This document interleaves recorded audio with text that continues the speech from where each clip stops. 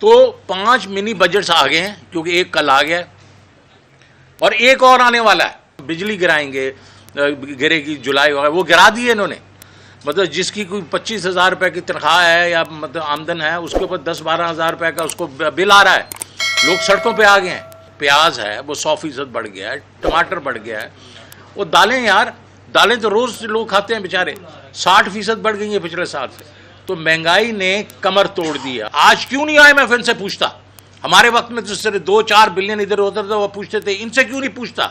اس لیے کہ ان کے پیچھے کوئی مائی باپ بیٹھے ہوئے ہیں جو ادھر واشنگٹن میں بیٹھے ہیں. اس وقت اگر آپ دیکھیں تو جو مہنگائی کی بات ہو رہی ہے، اور حماد اظہر صاحب نے کہا سب سے جو بڑا پرابلم اس وقت ہمیں ہمارے عام آدمی کو ہے وہ یہ ہے کہ مہنگائی نے ان کی کمر توڑ دی. جو کہ ہم سینسٹیو پرائس انڈیکس، جس کا مطلب ہے یہ جو روزمرہ کی چیزیں ہیں ان کی جو انفلیشن جو تھی وہ ہم چھوڑ کے گئے تھے کہ 17% مارچ کے بیچ میں، وہ اب 42% ہوگی. 42%، 3 گنا بڑھ گئی ہے.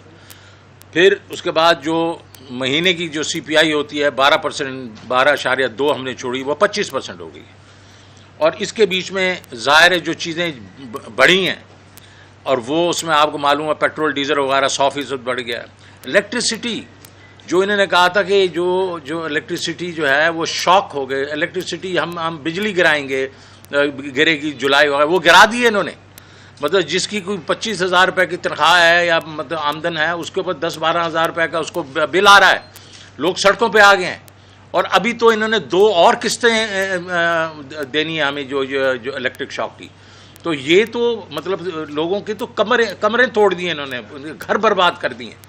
اس کے بعد اگر آپ دیکھیں یہ روزمرہ کی چیزیں ہیں، یہ جو پیاز ہے وہ 100% بڑھ گیا ہے، ٹماٹر بڑھ گیا ہے. وہ دالیں یار، دالیں تو روز لوگ کھاتے ہیں بیچارے، 60% بڑھ گئی ہیں پچھلے سال سے. تو مہنگائی نے کمر توڑ دی ہے. اب اور چلیں آگے، چلیں وہ تو تھا ہی تھا، کیونکہ انہوں نے نااہلی کی تھی اور اس کی وجہ سے یہ ہوئی ہے، جو افراط زر بڑھی ہے اس کی وجہ سے ریٹس بڑھ گئے ہیں. ایکسپورٹس 23% نیچے گری ہے جولائی کے بیچ میں، 23%. اس کا مطلب ہے 3.1 بلین ہم چھوڑ کے گئے تھے تو 2.2 بلین پہ آ گئی ہے. اس کا مطلب ہے کہ 900 ملین ڈالر جو ہے وہ کم ہو گئی ہے. اگر آپ دیکھیں تو باقی چیزیں بھی دیکھیں، 300 ارب روپے کا ہم نے جو ہے وہ ڈیولپمنٹ خرچ کیا تھا 9 مہینوں میں.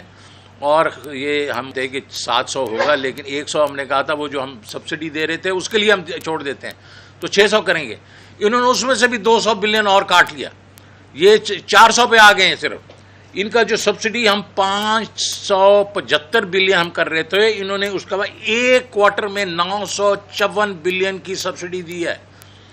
اور بجٹ ڈیفیسٹ جو میں چھوڑ کے گیا تھا 2.6 ٹریلین، انہوں نے 3 مہینوں میں 2.7 ٹریلین اور انہوں نے بجٹ ڈیفیسٹ کیا ہے. یہ ہمیں کہتے ہیں کہ یہ بارودی سرنگیں چھوڑ کے گئے ہیں. انہوں نے کیا کیا؟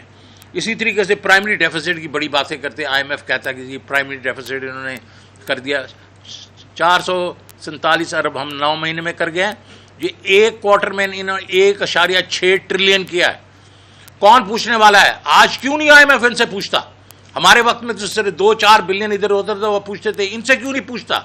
اس لیے کہ ان کے پیچھے کوئی مائی باپ بیٹھے ہوئے ہیں جو ادھر واشنگٹن میں بیٹھے ہیں، اس وجہ سے نہیں پوچھ رہے وہ. اور بورنگ جو ہیں وہ تو دگنی سے زیادہ ہو گئی ہیں. تو 5 منی بجٹس آ گئے ہیں، کیونکہ ایک کل آ گیا اور ایک اور آنے والا ہے.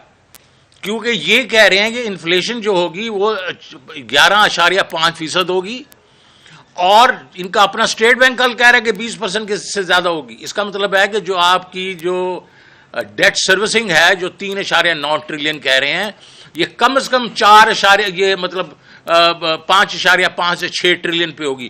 تو یہ ایک بہت بڑا جو ہے ایک منی بجٹ اور آنے والا ہے. تو اب باتیں کرتے تھے بہت دیر سے، بڑے ان کے سارے لوگ کرتے تھے کہ جی ڈیٹ چھوڑ کے چلے گئے، ہمارے پر پہاڑ چھوڑ کے چلے گئے. ہمارا 4 سال کے بیچ میں جو ہم نے ڈیٹ جو کیا تھا وہ 18.4 ٹریلین. یہ تو ابھی آپ ان کے اپنے نمبرز ہیں، یہ 20 کی بات کرتے ہیں، 18.4. 3 مہینوں میں انہوں نے 9.7 کیا. 3 مہینوں میں 10 ٹریلین کے قریب کیا انہوں نے. اسی لحاظ سے یہ اگر گئے تو پورے سال کے بیچ میں یہ 20 ٹریلین جو ہے کم از کم کریں گے. تو یہ تو ان کی کہانی ہے. اب ڈیفالٹ کہ جی ہم نے ڈیفالٹ بچا دیا. کیا ڈیفالٹ بچا دیا؟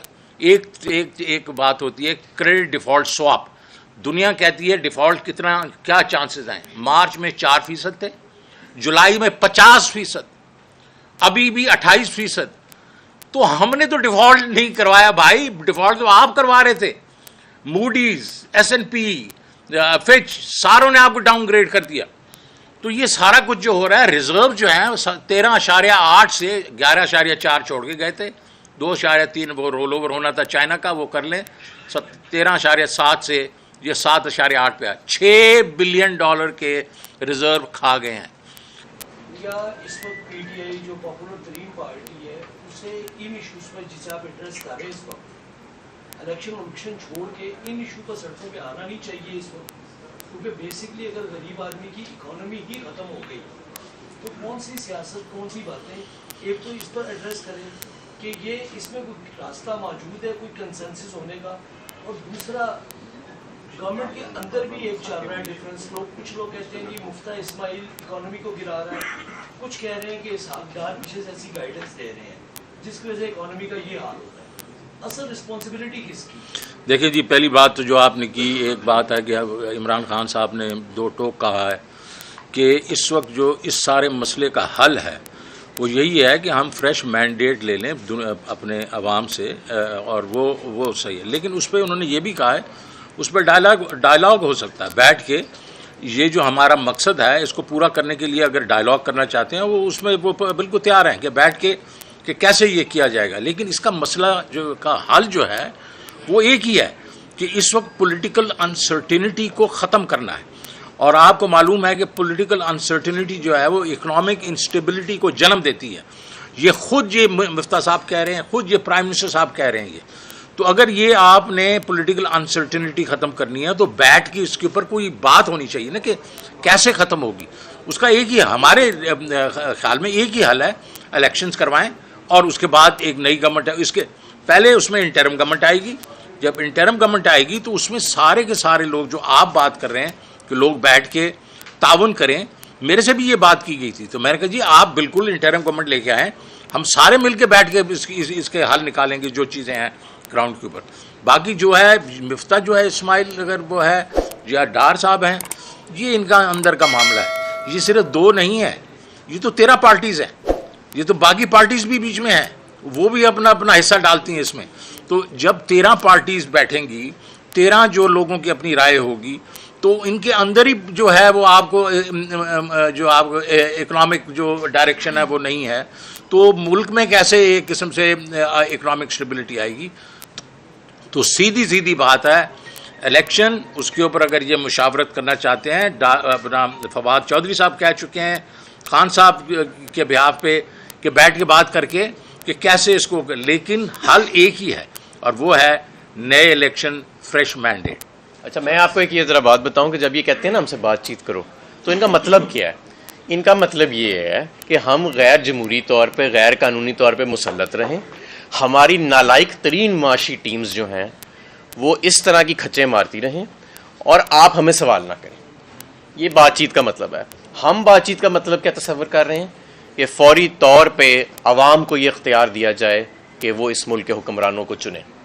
یہ چاہتے نہیں ہیں کہ عام انتخابات کی طرف معاملہ جائے, اس لیے نہیں کہ ان کو پتہ نہیں ہے کہ یہ حال ہے. انہیں بھی پتہ ہے کہ فوراً سینٹیمنٹ بدل جائے گا مارکیٹ کے اندر اور فوراً سرٹینٹی واپس آ جائے گی اگر عوام ہے. اس لیے کیونکہ ان کی اجارہ دری جو یہ مسلط ہوئے ہیں ختم ہو جائے گی, اور انہیں پتہ ہے کہ اگر بات عوام تک چلی گئی تو عوام تو ہمیں جوتے مارنے کو پھر رہی ہے, انہوں نے ہمیں حکمران تھوڑی بنانا ہے. اچھا جی, آپ پاکستان کے ان چند